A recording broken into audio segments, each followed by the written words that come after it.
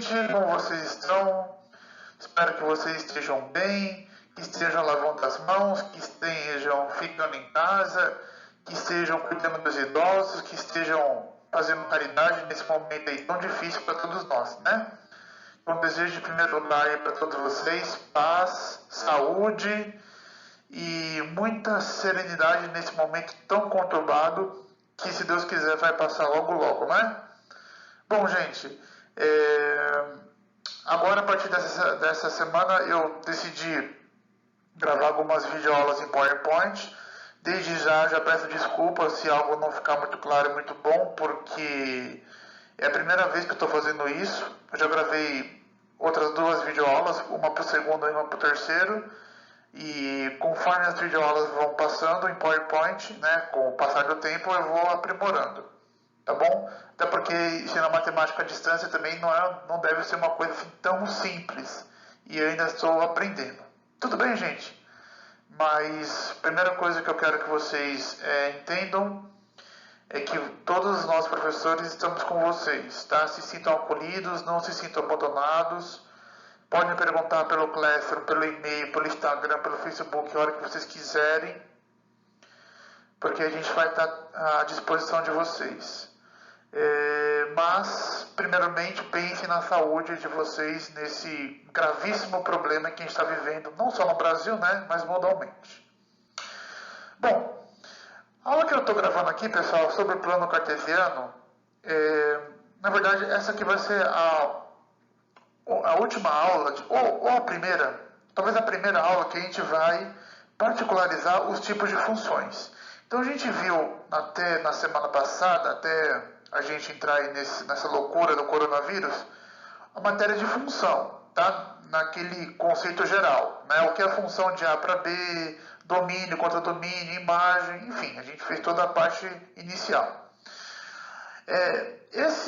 Essa videoaula que eu estou gravando agora de plano cartesiano, ela é bem tranquila, tá? Até porque vocês já devem ter visto isso no fundamental e vai ser uma lista de exercícios também tranquila durante essa semana. Tudo bem? Só que ela é uma aula que é necessária, que eu vou precisar um pouco mais para frente, quando a gente for falar de gráfico, de função afim, de função quadrática, de função exponencial. Até função exponencial a gente já voltou, se Deus quiser, mas provavelmente nós vamos precisar de função exponencial, de função afim e função quadrática, o conceito que eu vou usar aqui. Tudo bem? Beleza? Então vamos lá, vamos começar. Bom, eu vou fazer uma pequena introdução, vou falar o que é um par ordenado e vou falar da distância entre dois pontos no plano cartesiano. Esse tópico aqui, o último, ele é um pouquinho de uma coisa chamada geometria analítica, tá? GA.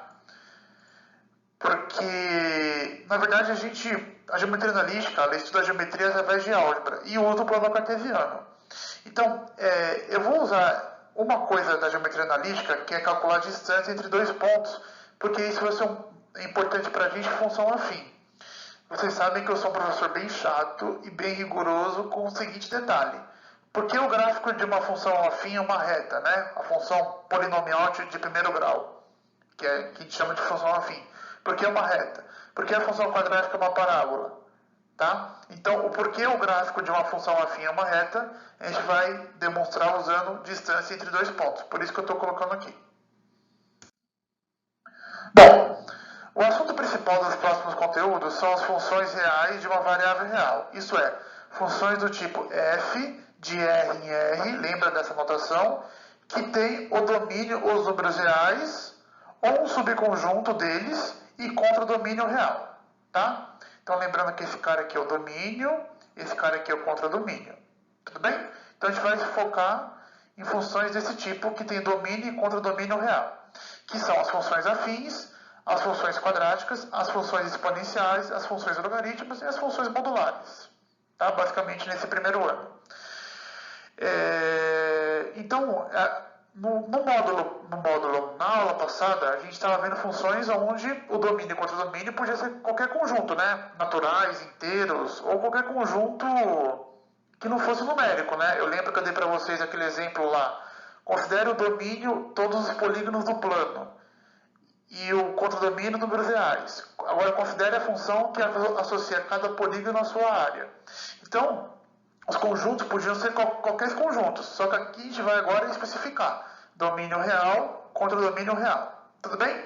Por que eu coloquei essa observação aqui de subconjunto? Tá? Pelo seguinte, quando a gente chegar em função logarítmica, em função exponencial, nós vamos estudar, no caso das funções exponenciais, que ela vai ter o contradomínio reais positivos, por exemplo. E na função logarítmica, ela vai ter também o domínio agora reais positivos. Então pode ser qualquer subconjunto dos reais. Pode ser todos os reais ou uma parte dele. Tudo bem? Mas em geral é os números reais. Bom, vamos começar aqui com o conceito de par ordenado, né? O que é um par ordenado? Um par ordenado P, x, y, é formado por um objeto x, chamado a primeira coordenada de P, e um objeto y, chamado a segunda coordenada de P.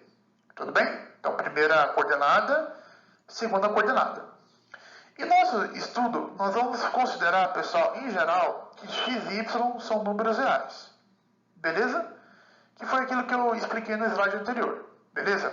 Mas a ideia de par ordenado, ela pode ser qualquer objeto matemático que tem duas entradas, considerando aqui o x e o y. Beleza? Igualdade. Dois pares ordenados P, x e y e Q, U e V são iguais quando x é igual a U e y é igual a V. Isto é, quando tiverem a mesma primeira coordenada e a mesma segunda coordenada. Ou seja, o x tem que ser igual ao U e o y igual ao V.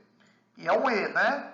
O E em matemática pressupõe que as duas partes sejam verdadeiras. Se o x for igual a U e o y não for igual a V, não vale a igualdade. E vice-versa. Se o y for igual a V e o x não for igual a U, não vale a igualdade. Tem que ser as duas ao mesmo tempo. X igual a U e y igual a V. No fundo, gente, é quando eles têm as mesmas coordenadas, né? A primeira coordenada igual à primeira e a segunda coordenada igual à segunda. Tudo bem? Beleza. Observação. É permitido considerar o par ordenado XX, no qual a primeira coordenada coincide com a segunda. Então não tem nenhum problema a primeira coordenada ser igual à segunda. Tipo, 1 e 1. Nenhum problema. Ok? Uma outra observação aqui importante que eu coloquei é a seguinte. O par ordenado XY não é a mesma coisa que o conjunto XY, pois o conjunto XY é o mesmo que YX. Mas o par ordenado XY é diferente, tá? Esse símbolo aqui é diferente, de YX. Claro, ao menos que Y seja igual a X. Como assim? Quando a gente escreve conjuntos, tanto faz a ordem que eu escrevo, né? Eu disse isso para vocês no começo do ano em conjuntos. Eu posso escrever tanto x e y como y e x, que é o mesmo conjunto. Tudo bem? Mas para ordenado, isso faz diferença a ordenação que você faz. Por exemplo, gente, o conjunto 2 e 3 e 3 e 2 é o mesmo. Aliás, vamos lembrar uma coisa, né? Quando que dois conjuntos A e B são iguais? Se todo elemento de A é elemento de B e todo elemento de B é de A. O 2 e 3 são elementos de A. São de B também? Sim. 3 e 2 são elementos de A? Sim. Então, esses dois conjuntos são os mesmos elementos, então eles são iguais. Agora, quando eu escrevo 2 e 3 e 3 e 2, esses pares ordenados aqui não são iguais. Tudo bem? Então, em par ordenado, se eu mudar a posição, muda o par ordenado. Em conjunto, não. Tudo bem? Bom, vou falar aqui de uma coisinha rápida chamada produto cartesiano, que a gente vai precisar disso só para eu definir o plano cartesiano, tá? Então, sejam A e B dois conjuntos não vazios. O produto cartesiano de A por B, que indicamos por AXB, então AXB não quer dizer A vezes B não, tá? Quer dizer A cartesiano B, é assim que lê. A cartesiano B. É formado por todos os pares ordenados x e y, cuja primeira coordenada x pertence ao conjunto A e a segunda coordenada y pertence ao conjunto B. Isto é, vamos escrever a propriedade aqui do produto cartesiano. Então, o produto cartesiano é um conjunto, todo conjunto é formado pela propriedade, é caracterizado pela propriedade, né, que os seus elementos possuem. Então, qual é a propriedade? Esse conjunto aqui é formado por todos os pares ordenados x e y. Lembra desse símbolo aqui, gente? Tal que... Opa! Aqui tem um ponto e vírgula, tá? Tal que o x pertence ao conjunto A e o y pertence ao conjunto B. Tudo bem? Então, isso é o produto cartesiano. Tá? Então, são todos os pares ordenados x e y, de tal maneira que o primeiro elemento tem que pertencer ao conjunto A e o segundo elemento tem que pertencer ao conjunto B. Tranquilo? Vamos ver o exemplo? Isso não é difícil não. Ó. Então, por exemplo, seja o conjunto A igual a 2, 5, 7 e 4 e 5. Então, vamos achar aqui o A cartesiano B. Então, são todos os pares ordenados que têm a primeira coordenada em x, em A, e a segunda coordenada y em B. Então, aqui, se eu for fazer todos os pontos possíveis com 2, eu vou ter aqui 2 com 4, 2 com 5. Beleza? Depois, com 5, 5 e 4, 5 e 5. 7 e 4, 7 e 5. Ok? Então, esses são todos os pares ordenados que é possível formar tendo a primeira coordenada x pertencente ao conjunto A e a segunda coordenada y pertencente ao conjunto B. Ok? 2, 4, 2, 5, 5, 4, 5, 5, 7, 4, 7, 5. Se fosse ao contrário, de B para A? Bom, se fosse de B para A, seria o seguinte, né? Ó. Aí a primeira coordenada ia pertencer ao conjunto B e a segunda ao conjunto A. Então ficaria o contrário. 4, 2, 4, 5, 4, 7. 5, 2, 5, 5, 5, 7. Lembra que eu comentei que é possível ter a mesma coordenada, né? Isso não tem problema. Ok? Então veja que A cartesiano B e B cartesiano A são diferentes, né? Porque o ponto 2 e 4 não é igual ao ponto 4 e 2. O ponto 2 e 5 não é igual ao ponto 5 e 2. Lembra alguns slides atrás que eu falei que a posição importa? Então, se eu estou fazendo de A para B é uma coisa, de B para A é outra. Ok? Aqui eu coloquei mais um exemplo que é B ao quadrado. O que é B ao quadrado em conjuntos, né? Quer dizer que é B cartesiano B. Ok? Na verdade, o nome até melhor de falar disso aqui é B2, tá? B2 é B cartesiano B. Então, pensa que você vai fazer o produto cartesiano de B com ele próprio. Então, você tem aqui o conjunto 4 e 5. E você vai fazer cartesiano com o próprio conjunto 4 e 5.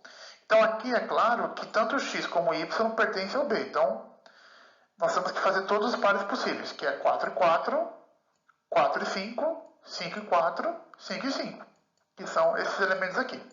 Tudo bem? Vamos lá, a gente não vai perder muito tempo aí com o produto cartesiano, tá? Porque a gente vai usar só uma parte dele em função. Bom, plano cartesiano, R2. O que é R2? R cartesiano R. É o exemplo mais importante de produto cartesiano, pois trata-se de um caso particular que deu a origem à ideia geral. Os elementos x e y de R2 são pares ordenados de números reais. Claro, né? Porque a primeira coordenada vai pertencer ao primeiro conjunto e a segunda coordenada ao segundo conjunto. Então, tanto o x como o y aqui são pares onde o x e o y são números reais. Tudo bem? Eles surgem como coordenadas cartesianas de um ponto P, de um plano alfa qualquer, onde se fixa nesse plano um par de eixos ortogonais. Ortogonais quer dizer que se cruzam formando 90 graus, ok? OX e OY que se intersectam no ponto O, chamado a origem do sistema de coordenadas. Os eixos OX e OY são chamados de abscissa e ordenadas, respectivamente. Tudo bem? Bom, deixa eu, no próximo slide, eu tenho um plano cartesiano bonitinho para vocês visualizarem isso. Bom, tá aqui, né? Então, qual que é a ideia do sistema cartesiano? Você tem dois eixos, OX e OX aqui, e OY. Esses dois eixos, OX e OY, eles são ortogonais, ou seja, eles se cruzam formando ângulo de 90 graus, tá? Que é o sistema cartesiano retangular. Assim, existem outros sistemas de coordenadas possíveis. Eu posso fazer um sistema de coordenadas x e y, onde o x e o y não sejam ortogonais. Ok? Isso é permitido também, só que a gente não vai ver esse tipo de caso. Tudo bem? Então a gente vai ver o sistema cartesiano, aquele mais convencional, que é com os eixos ortogonais. Tudo bem? Então nós temos dois eixos, o eixo OX, que é chamado de eixo das abscissas, o eixo OY, que é chamado de eixo das ordenadas, e esse ponto O aqui é a origem do sistema, que é onde os dois eixos se cruzam. Tudo bem? Beleza? Então tá bom. Bom, então vamos continuar aqui no próximo slide, que eu vou continuar falando de par ordenado. Agora eu vou falar mais especificamente, tá, de coordenadas cartesianas num plano. Seguinte, pensa que você vai marcar aqui no plano cartesiano, um ponto P qualquer. Ok? Vou colocar aqui o ponto P em verde. Como que a gente faz para achar as coordenadas cartesianas desse ponto P? Aqui é o seguinte, gente. Para achar as coordenadas do ponto P, a gente vai passar uma reta que seja paralela ao eixo do y, passando pelo ponto P. Como assim? Bom, uma reta paralela ao y que passa pelo ponto P é essa reta aqui vermelha. Concorda? Essa reta vermelha aqui, ela cruzou o eixo do x em um ponto, que eu vou chamar de x.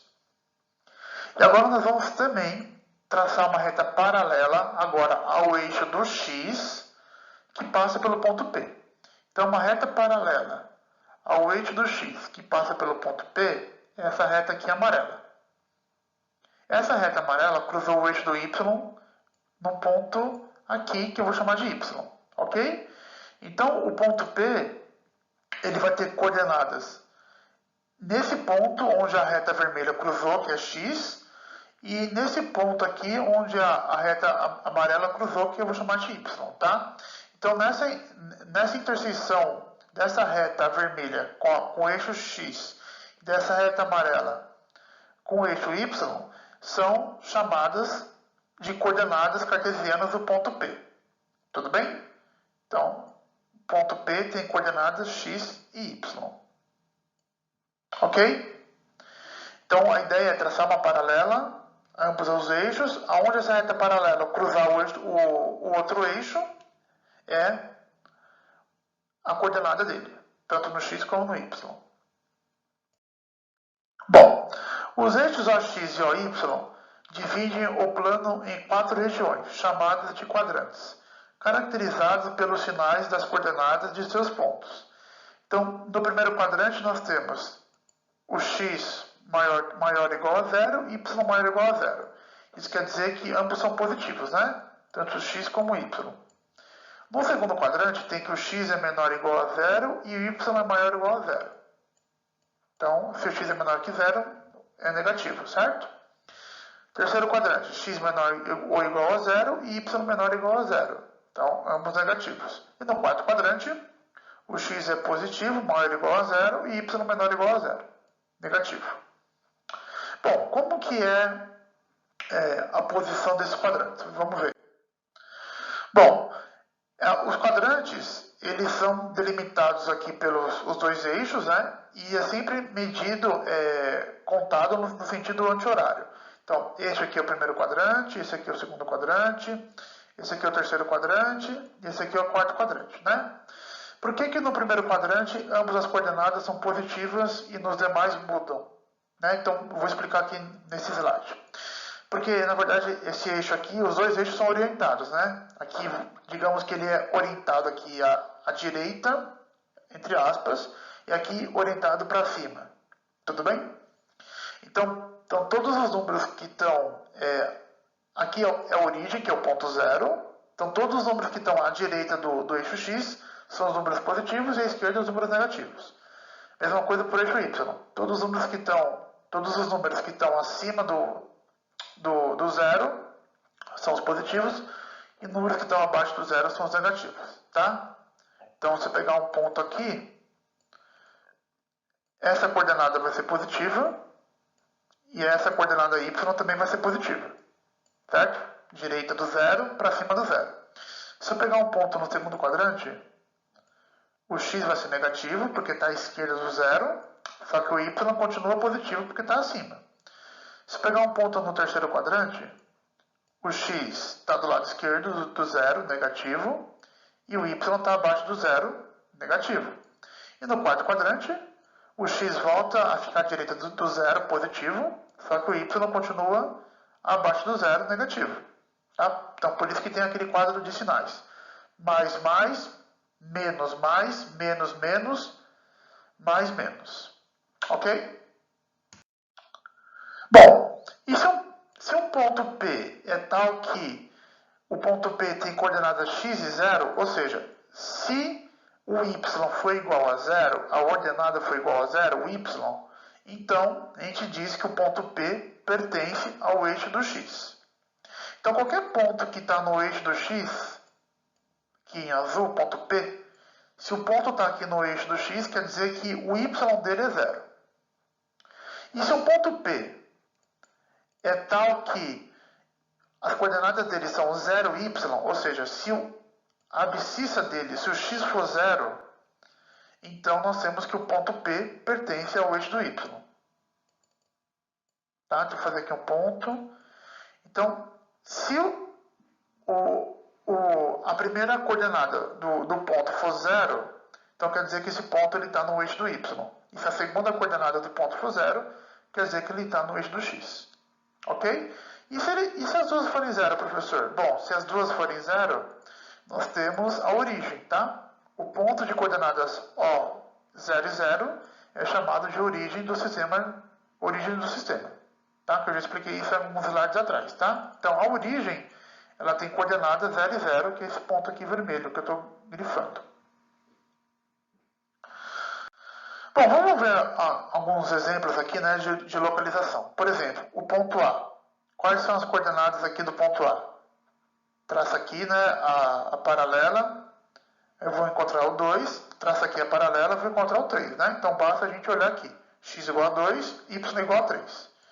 Então esse ponto tem coordenadas 2 e 3. Ponto B, menos 1 para o x e 2 para o y. Então menos 1 para o x, 2 para o y. Tá? O ponto C, menos 2 aqui para o x e menos 1 para o y. O ponto D está aqui embaixo. X igual a 4, né? 4 para o x e menos 3 para o y. Então esse ponto aqui tem coordenadas 4 e menos 3. Tudo bem? Então esse ponto aqui está no primeiro quadrante, né? Ambas as coordenadas são positivas. O ponto B está no segundo quadrante. Ele tem o x negativo e o y positivo. O ponto C tem o x negativo e o y negativo, está no terceiro quadrante. E no quarto quadrante eu tenho o x positivo e o y negativo. Ok?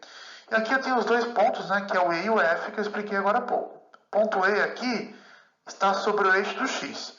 Se está sobre o eixo do x, quer dizer que o y dele é 0. E o x dele, o correspondente, é 2. Tá? Então aqui eu tenho um ponto 2 e 0. Aqui quando o ponto está no eixo do x, gente, uma maneira de vocês enxergarem é que ele não tem altura, né? Ele não vai nem para cima nem para baixo. Então a altura dele é 0. E esse ponto F aqui está no eixo do y. Se o ponto está no eixo do y, quer dizer que o x dele é 0. Então 0 e y correspondente é 1. E aqui a gente diz que o x não tem comprimento, né? Ele não vai nem para a esquerda nem para a direita. Ele está exatamente sobre o eixo do y. Tudo bem? Então esse ponto aqui é 2 e 0. E esse aqui é 0 e 1, que é o ponto F. Uma pergunta natural que se faz é a seguinte, pessoal. Se a gente tem um ponto P de coordenadas x1, y1 e Q, x2 e y2, como se pode exprimir a distância do ponto P ao ponto Q, que denotamos por dpq, em termos dessas coordenadas? Então, se eu colocar dois pontos no plano cartesiano, como que eu acho a distância entre eles em função dessas coordenadas? Então, vamos pegar o slide anterior. A gente fez 6 pontos, né, do A até o F. Se eu quisesse calcular, por exemplo, a distância do ponto A ao ponto B, como que eu faria? Então, vamos ver aqui no próximo slide. Então, pessoal, a ideia aqui é o seguinte. Você pega um ponto P de coordenadas x1, y1. Um ponto Q, que está aqui em cima, de coordenadas x2, y2. Ok? E a gente quer calcular a distância do ponto P ao ponto Q, que é denotado por dpq. Ok? Então, pessoal, qual que é a ideia? Tá? Para a gente calcular a distância aqui do ponto P ao ponto Q. Tá? A ideia aqui é o seguinte. A gente vai pegar um ponto auxiliar R de maneira conveniente. E esse R vai ter coordenadas x2 e y1. Tá? Então, as coordenadas aqui do ponto R vão ser x2 e y1. A hora que a gente traçar o triângulo PQR, a gente vai ter um triângulo retângulo. Ok? Aqui no ângulo R. Então, a gente vai ter aqui os catetos, que são PR e QR. E a hipotenusa é o PQ, que é justamente o que eu quero descobrir. Ok? Aí, pessoal, se a gente tem um triângulo retângulo, a gente pode usar o teorema de Pitágoras, né? Só que para usar o teorema de Pitágoras, seria interessante eu ter aqui as medidas dos catetos, em função das coordenadas. E eu tenho. Se eu olhar para cá, pessoal, quanto vale de P até R? De P até R vai medir quanto? x2 menos x1. Por quê? Se você for pensar, desse ponto 0 até o ponto aqui, mede x2. Até esse ponto aqui roxo. Desse ponto 0 até esse outro ponto aqui roxo, mede x1. Então, daqui do x1 até o x2, esse pedaço aqui vai medir x2 menos x1. Tudo bem? Então, pensa. Se aqui for 5 e aqui for 3, então, do 3 até o 5 mede 2, que é 5 menos 3. Tá bom? E aqui a ideia para o y é a mesma coisa. Então, toda essa altura aqui mede y2, tá? Que eu estou grifando aqui em amarelo. Daqui até aqui mede y1. Então, a distância aqui em amarelo que eu estou colocando vai medir y2 menos y1. Deixa eu só comentar uma coisa, tá? Se a gente fosse um pouco mais rigoroso, a gente tinha que colocar um módulo. O que é módulo? O módulo eu ainda não expliquei para vocês, tá? Porque assim, a distância de x1 até x2 é a mesma coisa de x2 até x1. Só que tem um problema, né? Se eu fizer 3 menos 5, dá menos 2. E a distância não pode ser negativa. Aí o módulo é um assunto que a gente vai ver um pouco mais à frente, que torna o número positivo. Mas não vamos se ligar muito para isso. Vamos pensar que o x2 é maior que o x1 e que o y2 é maior que o y1, de tal maneira que isso aqui nunca é negativo. Ok? Beleza? Ok. Então, este cateto aqui vai medir, então, y2 menos y1. E esse cateto aqui vai medir x2 menos x1. Então, eu posso aplicar o teorema de Pitágoras. Vamos ver o que vai acontecer. Bom, gente, então, usando aqui o teorema de Pitágoras, tá? No triângulo PRQ, lembrando que o teorema de Pitágoras, né? Quadrado da hipotenusa é igual à soma dos quadrados dos catetos. Então, aqui nós temos dpq ao quadrado, que era a hipotenusa, é igual a x2 menos x1 ao quadrado, que era um dos catetos na horizontal, mais y2 menos y1 ao quadrado, que era o cateto na vertical. Então, como aqui está ao quadrado, você passa a raiz, certo? Então, a distância do ponto P ao ponto Q será a raiz quadrada de x2 menos x1 ao quadrado, mais y2 menos y1 ao quadrado. Então, essa daqui, formulinha aqui que eu estou grifando em azul, é a fórmula da distância entre dois pontos no plano cartesiano, P e Q. Tudo bem? Professor, pode cortar aqui o quadrado com a raiz? Não. Se eu tenho raiz quadrada de a quadrado mais b quadrado, eu não posso simplificar. Tudo bem? Se fosse raiz quadrada de a quadrado vezes b quadrado, aí eu poderia escrever Isso aqui é igual a AB, supondo AB positivos. Tudo bem? Então não pode. Então tem que fazer a conta, fazer x2 menos x1 ao quadrado, fazer y2 menos y1 ao quadrado, somar e tirar a raiz quadrada. Vamos ver um exemplo? Bom, gente, vamos calcular aqui a distância, então, dos pontos P e Q. Então, está aqui a fórmula que me dá a distância do ponto P ao ponto Q. Coloquei aqui de novo. Aqui eu vou chamar as coordenadas do ponto P de x1 e y1 e as coordenadas do ponto Q de x2 e y2. Ok? Então, a distância aqui do ponto P ao ponto Q vai ser x2 menos x1, que seria 5 menos 2, certo? Ao quadrado, mais y2 menos y1, que seria 8 menos 3 ao quadrado.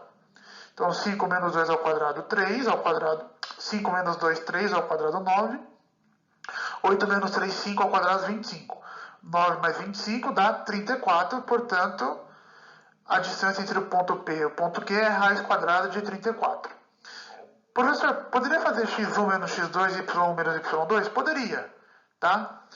Se fosse ao contrário, ficaria 2 menos 5, que daria menos 3, ao quadrado 9. 3 menos 8, menos 5 ao quadrado 25. Então, tanto faz aqui, tá? Porque como está ao quadrado mesmo, não faz diferença. E é claro que a distância do ponto P ao ponto Q é a mesma distância do ponto Q ao ponto P. Vamos fazer aqui mais um exemplo. Ó. Idem para P menos 3, igual, menos 3 e 1 e ponto Q igual a 8 menos 4. Aqui eu só vou mudar a ordem, tá? Este cara aqui, primeiro eu vou chamar de x2, esse cara aqui de y2. E aqui, x1 e y1. Então, tanto faz, tá, gente? Podia ser o contrário, de P para Q ou de Q para P. Então, aqui eu vou fazer o seguinte, x2 menos x1. Então, vai ficar menos 3 menos 8 ao quadrado, que é menos 11 ao quadrado, 121. E aqui, tá? Aqui tem um pequeno erro de digitação meu, aqui é mais 1.